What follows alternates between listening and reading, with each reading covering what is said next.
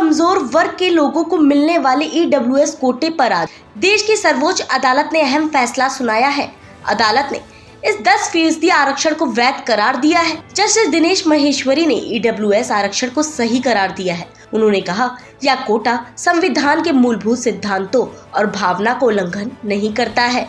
महेश्वरी के अलावा जस्टिस बेला एम त्रिवेदी ने ईडब्ल्यूएस कोटे के पक्ष में अपनी राय दी। उनके अलावा जस्टिस जेपी पारदीवाला ने भी गरीबों को मिलने वाले 10% आरक्षण को सही करार दिया।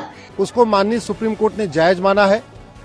जो 10% रिजर्वेशन के खिलाफ बहुत सारी याचिकाएं आई थी सुप्रीम कोर्ट में और अलग अलग देश के हाई कोर्ट में पड़ी थी, उन सबको खारिज कर दिया है।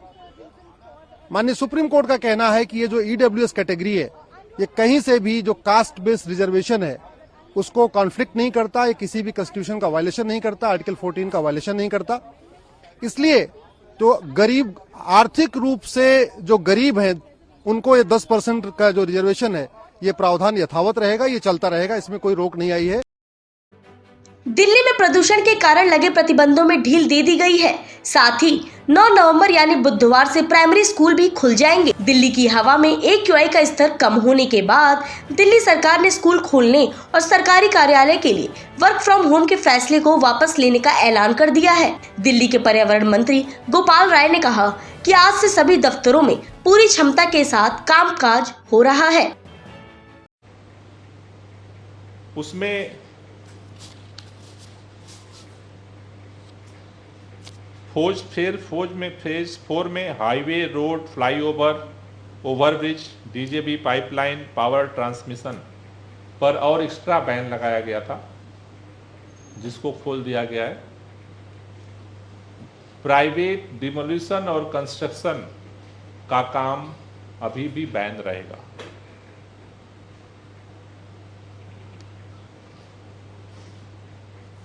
साथ ही साथ जो पर्यावरण बस सेवा के तहत एक्स्ट्रा बसों को लगाने का जो निर्देश था, उसके तहत काम होगा और नई बसें हायर की जाएंगी और वो एक्स्ट्रा बसें चलाई जाएंगी। फेज 3 के तहत दिल्ली के अंदर प्राइमरी स्कूल बंद कर दिए गए थे और उसके ऊपर के कक्षाओं के जो ओपन एक्टिविटीज़ थी उसे भी प्रतिबंधित किया गया था। 9 तारीख से प्राइमरी स्कूल भी खोले जाएंगे और जो एक्टिविटी पर प्रतिबंध था उसे भी हटाया जा रहा है। गुजरात चुनाव के लिए प्रचार जोरों पर है। AIMIM चीफ असदुद्दीन ओवैसी ने अहमदाबाद में एक जनसभा को संबोधित करते हुए ओवैसी ने दिल्ली के मुख्यमंत्री अरविंद केजरीवाल पर जमकर तंज कसे। ओवैसी ने केजरीवाल को छोटा रिचार्ज बता डाला। यहाँ तक कि ओवैसी ने नोटों पर महात्मा गांधी की फोटो हटाकर लक्ष्मी गणेश की फोटो लगाने वाली केजरीवाल की बात पर भी जमकर हमला बोला। दिल्ली में जब दंगे हो रहे थे तो लोग इंसान नहीं हैवान बनकर एक दूसरे को मार रहे थे। इस दौरान यह दिल्ली के मुख्यमंत्री कहाँ थे? वो लोगों के गुस्से को कम करने की बजाय राजघाट पर मौन व्रत कर रहे थे। में दंगे हो रहे थे, लोग इंसान नहीं बल्कि हैवान बनकर एक दूसरे को मार रहे थे, घरों को जला रहे थे, तो ये दिल्ली का मुख्यमंत्री कहां था? लोगों की गुस्से को कम करने के बजाय वो दिल्ली के राजघाट पर जाकर मौन व्रत बैठ गया। मेरे अजीज दोस्तों और बुजुर्गों, आज आकर बड़े बड़े दावे करते हैं कि ये करेंगे, वो करेंगे, आसमान से तारे तोड़कर लाएंगे। दिल्ली में सीलमपुर और जाफराबाद एक इलाका है, वहां पर ओखला एक इलाका है, वहां पर जाकर देखिए, गंदगी भरी हुई है, कचरे के अंबार लगे हुए हैं और कुछ उस पर नहीं कहती है।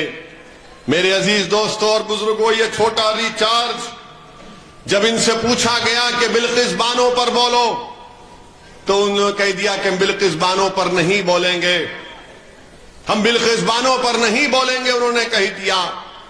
फिर कहते हैं कि भारत में जो नोट है 10 रुपये की, 20 रुपये की, 100 रुपये की, 500 की, 2000 की, उसमें महात्मा गांधी की फोटो हटाकर किसी और फोटो लगा दिया जाए। उसने कहा कि किसी और फोटो लगाना चाहिए और फोटो लगाएंगे तो नौकरियां आ जाएंगी। कैसे नौकरियां आ जाएंगी? क्या भारत का कोई मजहब है?